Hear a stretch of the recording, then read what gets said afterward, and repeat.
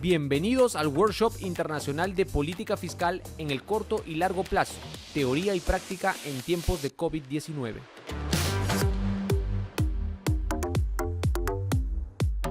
Bueno, primero que nada, muchas gracias a los organizadores por incluir nuestro paper en el programa. Es un gran gusto estar acá. Hay muchos papers interesantes que se van a presentar. Este paper se llama Fiscal Stimulus Under Sovereign Risk y es coautoriado con Javier Bianchi e Ignacio Pérez. La motivación de nuestro paper es, como se comentó en la sesión anterior, de que existe una dicotomía entre lo que es la visión convencional del libro de texto, de cuál es la política que deberían llevar a cabo los países para intentar estabilizar la demanda. La receta clásica del libro de texto es que los gobiernos pueden incrementar su gasto, de esa manera, vía canales keynesianos, estabilizar la demanda. Pero eso contrasta significativamente con lo que los países en la práctica hacen. Como decía Andrés, está el trabajo de Charlie Beck y coautores documentando esto, prociclicalidad para muchos países. Y nosotros acá ponemos como un ejemplo de esto lo que ocurrió en la crisis del euro, en la cual acá estamos representando 5 economías que han sido muy ejemplares en términos de lo que ha sido la crisis del euro, mientras que la tasa de desempleo subió significativamente, 10 puntos porcentuales en promedio en estas economías. El gasto público se fue contrayendo significativamente, en contrario a lo que la política del libro de texto keynesiana nos diría. Entonces, lo que traemos, la tercera gráfica que traemos a la mesa, es el comportamiento que tuvieron los spreads soberanos para estas economías durante esta crisis, que también observaron un incremento sustancial de 10 puntos porcentuales durante esta crisis en promedio para estas economías. Entonces, lo que nos preguntamos es si tiene que ver el aumento de riesgo soberano que estos países enfrentan con las políticas fiscales que llevaron a cabo. Y más en general nos preguntamos cuál es la política fiscal óptima que uno debería llevar a cabo cuando está en la presencia de riesgo soberano, cuando uno enfrenta riesgo para financiar esos estímulos fiscales. ¿Es todavía estímulo o implica austeridad? Entonces nos aproximamos a esta pregunta desde los datos y desde el modelo. Lo primero que hacemos en el paper es ver, bueno, qué hacen los países durante las crisis, durante las recesiones, y lo que encontramos es que países que tienen altos niveles de riesgo soberano o que tienen altos niveles de deuda tienden a observar políticas fiscales más austeras que sus contrapartes que tienen bajo riesgo y baja deuda. La segunda parte del paper lo que hace es tratar de racionalizar lo que hacen los países desde la perspectiva de un modelo de gasto público óptimo que incluye tanto canales de estímulo keynesiano, de tipo keynesiano, como canales de riesgo soberano. Y lo que encontramos es que en este modelo la política óptima es procíclica para países de riesgo, a pesar de los grandes multiplicadores keynesianos. Esto sería en contraste en nuestro propio modelo. Si apagamos el canal de riesgo soberano, dada la presencia de estos estímulos, de estos multiplicadores keynesianos que estamos asumiendo, la política óptima sería hacer política contracíclica de tipo keynesiano. Y un punto importante es que la deuda es un factor clave determinando cuál es la política óptima, y un mismo país que tiene riesgo va a responder de manera muy diferente si empieza la crisis con deuda alta que si empieza la crisis con deuda baja. Si empieza con deuda baja, va óptimamente a estimular mucho más la economía que si empieza con deuda alta, en cuyo caso va a ser óptimamente mucho más austero. Por lo tanto, la principal conclusión del paper es que la capacidad de los países de comprometerse en términos de deuda y los niveles de endeudamiento juegan factores claves para determinar el diseño de políticas fiscales. Ok, en el interés del tiempo voy a ser breve con la literatura, pero hay literatura importante tanto en términos de multiplicadores fiscales como de riesgo soberano. Nuestra contribución acá es estudiar cuál es la política fiscal óptima teniendo en cuenta estos dos tipos de canales. Entonces voy a empezar con los datos, voy a mostrarle qué hacen los países dependiendo de su nivel de riesgo y de deuda, y después vamos a discutir eso en el contexto de un modelo. Nuestros datos juntan un panel para 100 países alrededor del mundo para el periodo entre 1980 y 2016. Utilizamos data de cuentas nacionales que incluyen PBI y consumo público. Identificamos acá para ver qué hacen los países en las recesiones. Lo que hacemos es identificar periodos de recesión definidos como contracciones de la actividad económica y la ventana que rodea estas recesiones, identificamos unas 570 recesiones para todos estos países en estos episodios. Traemos a la mesa data de riesgo crediticio, lo medimos con data de credit ratings, Standard & Poor's, en nuestro análisis empírico principal. También analizamos tasas históricas de default, si queremos irnos a alguna medida más histórica de estos países, utilizando, por ejemplo, las medidas de Reinhardt y Rogoff. Medimos el endeudamiento externo de estos países, y también incluimos en el análisis medidas de calidad institucional o otras medidas que han sido identificadas como en la literatura como componentes importantes que explican la prociclicidad de estos países. De manera importante incluimos el ingreso per cápita de los países, siguiendo el trabajo de Charlie y varios de sus coautores. Incluimos también los niveles de fragmentación étnica que han explicado la prociclicidad de estos países y los niveles de corrupción, las rentas de commodities, etc. Entonces, ¿cuál es nuestro modelo empírico principal? Y esto es un análisis descriptivo muy simple. Lo que queremos es ver cómo es la dinámica del PBI y el gasto público cuando ocurre una recesión. ¿Ok? Entonces, acá esta va a ser una variable, es una dummy que toma el valor de 1 cuando un país J experimenta una recesión en el periodo T. En el lado izquierdo de la ecuación, lo que tenemos es el cambio acumulado de una variable, que puede ser el PBI o puede ser el gasto público, en los años subsiguientes a la recesión. Incluimos efectos fijos a nivel de país para absorber todas las diferencias que sean entre países. E incluimos nuestras dos coeficientes de interés. Son, primero que nada, cómo es diferente esta dinámica para países que tienen alto riesgo. En nuestra regresión principal decimos que sos un país de alto riesgo si alguna vez tuviste un credit rating por debajo de A.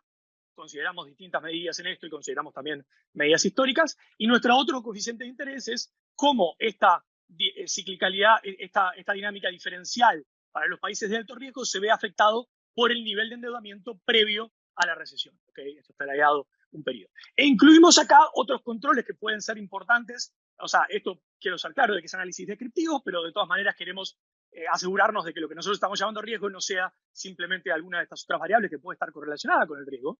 Entonces, lo que incluimos es la interacción de este término recesión, por ejemplo, con el nivel per cápita del país, la corrupción que tiene el país, el nivel de fragmentación étnica que tiene este país.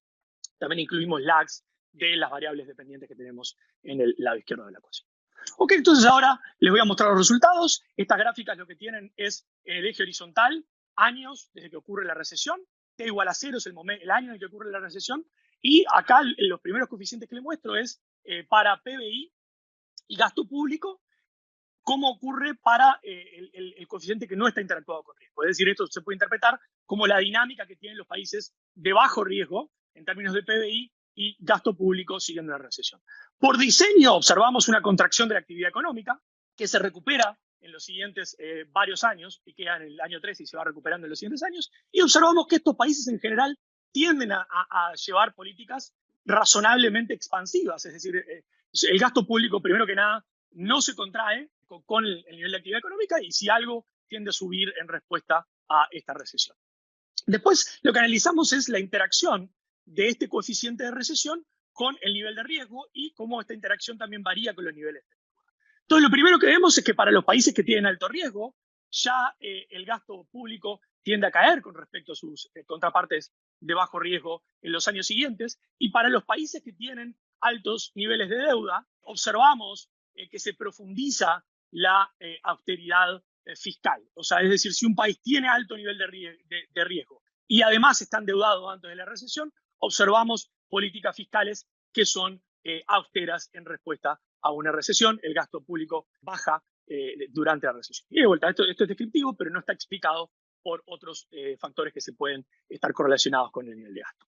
Después nos preguntamos, esto es lo que pasa en la crisis, después nos preguntamos hasta qué punto esto se conecta también con lo que pasa a lo largo del ciclo. Y bueno, hacemos un modelo empírico donde tenemos los niveles, los cambios, el cambio en el log del gasto público, y explicamos eso, primero que nada, con los cambios del PBI. Esto sería un coeficiente que estima la ciclicalidad, la sensibilidad del gasto a cambios en el PBI, pero también hacemos el mismo modelo empírico. Interactuamos los cambios de gasto con los niveles de riesgo e interactuamos los cambios con el nivel de riesgo con los niveles de deuda.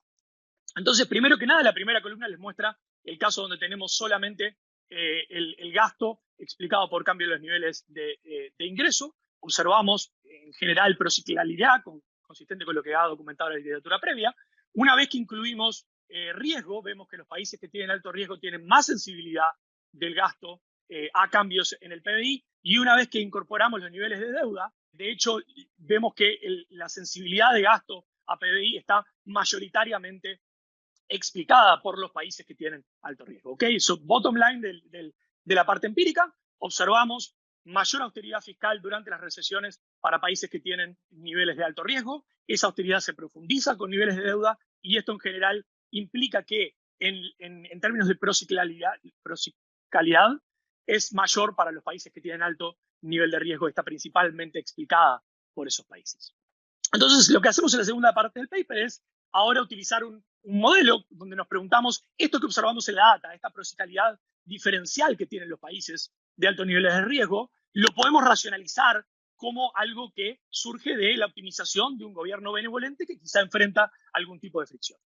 Ok, entonces lo que hacemos acá, el objetivo de nuestro modelo es tomar un modelo lo más canónico posible en sus principales ingredientes. Entonces partimos de un modelo de una economía pequeña y abierta, donde los hogares consumen bienes transables y no transables. Los bienes transables son un endowment, por simplicidad, y los bienes no transables son producidos utilizando trabajo.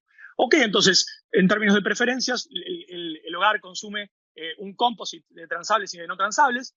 Va a haber también un consumo de un bien público que lo hacemos separable para aislar bien esos mecanismos. Las empresas maximizan sus profits, que resultan de una función de producción isoelástica utilizando trabajo, y ese es el modelo, digamos, más clásico en economía abierta de transable y no transable, al cual estamos agregando este bien público. Después, el segundo bloque que tenemos en este modelo es que queremos tener un bloque keynesiano. Queremos tener un bloque keynesiano porque queremos darle una chance a que el modelo explique el caso libre de texto en el cual querríamos llevar a cabo una política fiscal expansiva, y queremos que, en principio, el modelo le hable a la data de que vemos que en países de bajo riesgo, los países, de hecho, siguen políticas fiscales moderadamente expansivas. Entonces, le queremos dar toda la chance a los mecanismos keynesianos. Lo que hacemos es incluir un modelo de rigideces nominales a la Schmidt-Kroger y Uribe, que ellos han demostrado que es un canal muy potente que da lugar a altos niveles de desempleo durante las crisis, está asociado con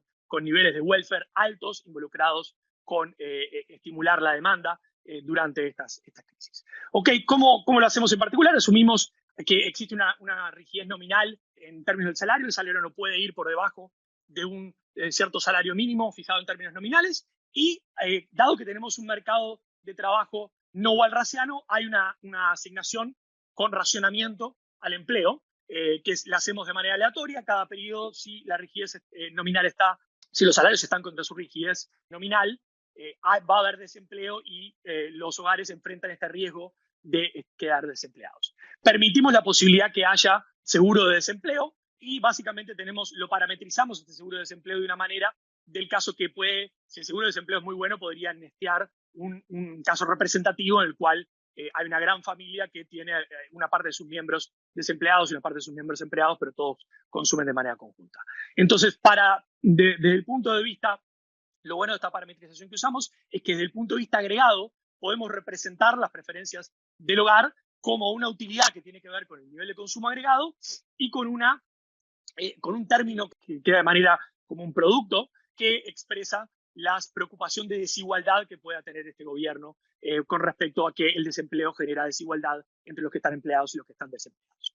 Esto es la parte, digamos, keynesiana del modelo. El tercer bloque del modelo, también tratamos de ser estándar, seguir el trabajo, por ejemplo, de Cristina Arellano, que va a ser el siguiente paper, es el modelo estándar de deuda, digamos, donde hay un gobierno que pide prestado del resto del mundo, lo va a hacer con bonos que son long term, y pide prestado en bonos cuyos promesa de pago no es state contingent, pero no tiene compromiso y puede llegar a defaultear en estos bonos. Si defaultea, percibe ciertos costos de default que voy a detallar en unos minutos. Pero, digamos, estamos considerando lo que es el modelo más utilizado en términos de deuda soberana. Los inversores son los que pricean esta deuda son inversores del resto del mundo que son risk neutral y competitivos.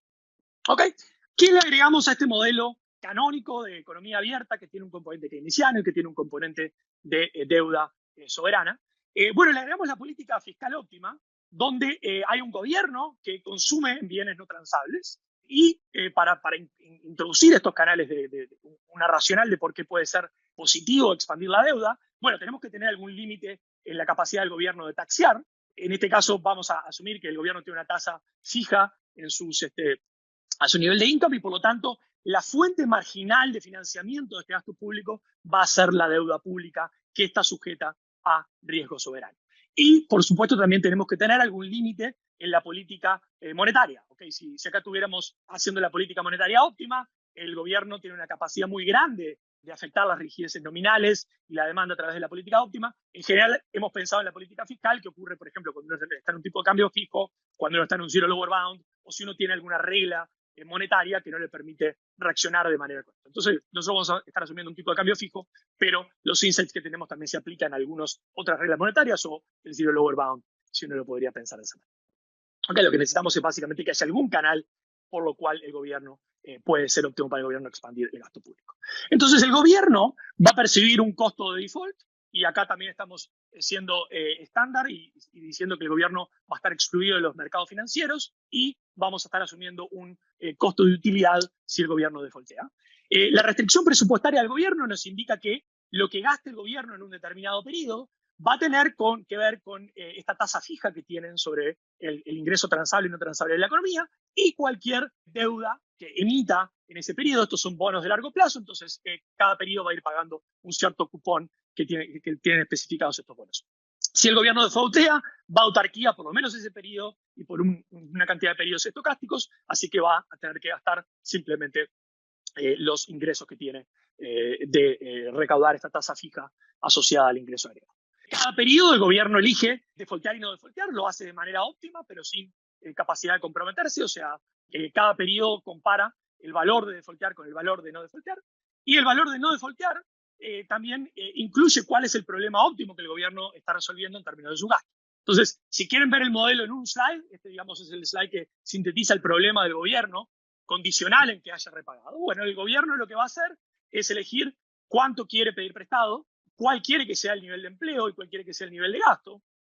Va a tener en cuenta que cada periodo la utilidad de los hogares va a tener que ver con cuál es el consumo agregado, cuál es el consumo agregado transable y de no transable, cuál es el nivel de empleo, y va a tener que ver con la desigualdad que hay entre los hogares que están empleados y no empleados. También los hogares tienen esta utilidad de consumo público y hay un continuation value de que el periodo que viene el gobierno va a poder estar de vuelta y tomar de vuelta la decisión de defaultear o no defaultear. El gobierno enfrenta básicamente tres restricciones. Una es la resource constraint de la economía, que nos dice que lo que los hogares consumen en términos de bienes transables va a tener que ver con los bienes transables que reciben los hogares, más cualquier deuda externa que haya generado el gobierno y que se la transfiera a los hogares. La segunda restricción es la restricción presupuestaria del gobierno, que nos dice que lo que el gobierno gaste va a tener que ver, como les decía antes, con lo que el gobierno recaude y con lo que el gobierno se financie en términos de deuda externa. Y la tercera restricción es la rigidez nominal. Okay, acá el gobierno está tomando como dado que los agentes de manera descentralizada eligen de manera óptima y enfrentan esta rigidez nominal. Entonces, ¿cómo el gobierno va a tener en cuenta su gasto público? Bueno, el gobierno va a decir, yo sé que cuando yo subo mi gasto, por un lado tengo que financiar ese gasto, o sea que hago esta restricción, la hago más binding, la restricción presupuestaria, el gobierno va a necesitar ciertos fondos para recaudar ese gasto, pero también voy a decir, bueno, cuando yo gasto más, lo que pasa es que si yo miro el precio relativo de los bienes no transables, voy a hacer que este precio suba y por lo tanto voy a hacer que las firmas estén más dispuestas a contratar gente y relajo la restricción de salarios que enfrentan la rigidez nominal salarial a la baja que enfrenta el sector privado en el mercado laboral. Ok, entonces, para ilustrar de manera más detallada cuál sería este trade-off. O sea, pensemos, por ejemplo, qué haría el gobierno si estuviésemos en un caso donde no tuviésemos ni el bloque keynesiano ni el bloque, digamos, de restricciones a la capacidad de fijar impuestos, ni a la capacidad ni que tengan que ver con su financiamiento de deuda externa. Bueno, el gobierno seguiría una regla de Samuelson simple. O sea, la regla de Samuelson existe en nuestro modelo y nos dice que el gobierno igualaría la utilidad marginal asociada con el consumo público al costo oportunidad que eso tiene de que para cualquier nivel, cuando digamos, el gobierno sube su gasto público, sí, para un nivel dado de producción, el consumo privado tiene que bajar, el consumo privado del bien no transable tiene que bajar. ¿Qué dos términos aparecen en términos de esta elección? Bueno, el gobierno ahora dice, si yo gasto más, la producción no va a estar dada, puedo subir la producción por este mecanismo que les decía, donde sube la demanda, sube el precio relativo de los bienes no transables y las empresas están más dispuestas a contratar, pero el gobierno también dice, bueno, también yo ahora aprieto mi restricción presupuestaria, necesito fondos para financiar este gasto y ese gasto está financiado con deuda externa que potencialmente tiene problemas de default.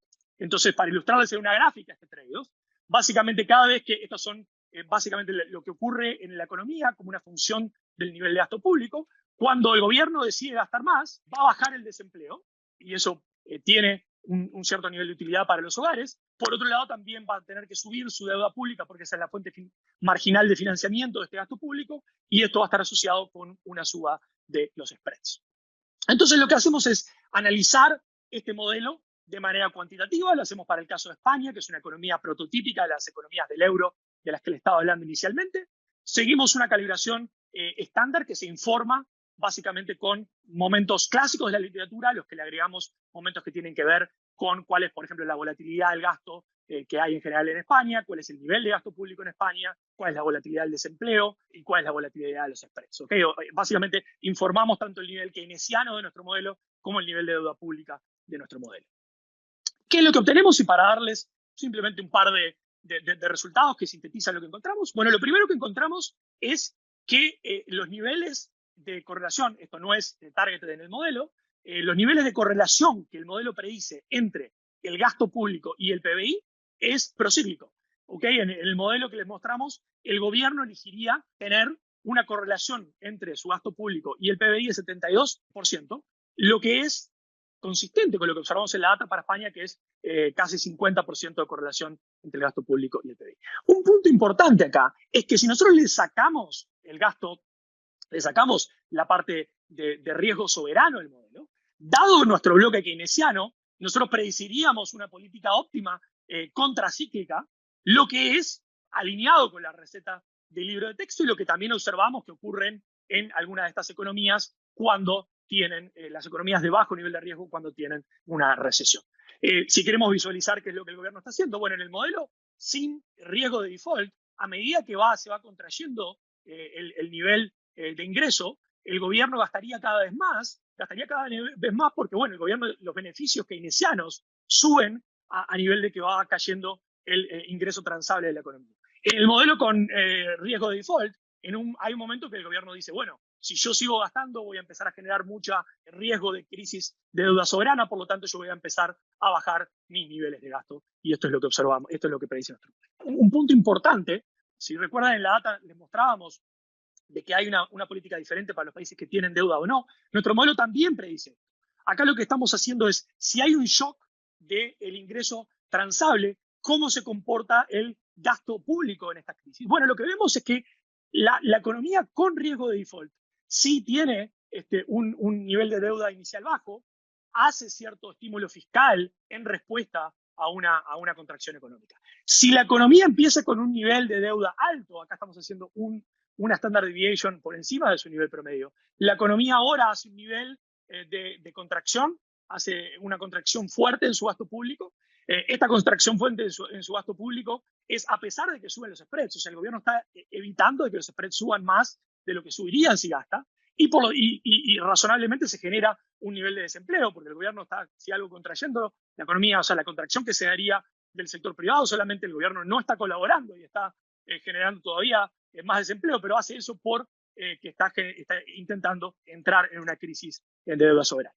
Entonces, para concluir, mostramos que el riesgo soberano hace que la política fiscal sea óptima, sea procíclica, y esto es a pesar de los multiplicadores keynesianos que estuvimos considerando. También lo que consideramos es que cuando la deuda es baja, el estímulo se vuelve óptimo y que probablemente esto implica que las recesiones sean más severas sean menos severas cuando hay cierto espacio fiscal o cuando no hay espacio fiscal, terminen siendo más severas porque el gobierno no contribuye con la crisis. En el paper también analizamos el caso de reglas fiscales y también analizamos cómo sería el diseño óptimo que un país podría tener para intentar evitar caer en estas crisis básicamente la principal conclusión es el balance entre mecanismos keynesianos y de deuda son delicados cuando uno tiene estos dos componentes. Los niveles de deuda son claves, los niveles del gobierno de comprometerse son claves y creemos que ese es el principal mensaje. Los diseños de política fiscal tienen que tener en cuenta los niveles de deuda y la capacidad de los países en comprometerse a pagar.